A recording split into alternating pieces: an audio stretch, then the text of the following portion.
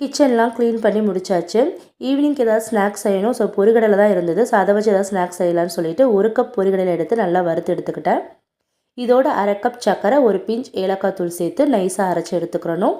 இதோட நெய் வந்து சேர்த்துட்டு நம்ம நல்லா புட்டு மாதிரி பிசைஞ்சுக்கணும்.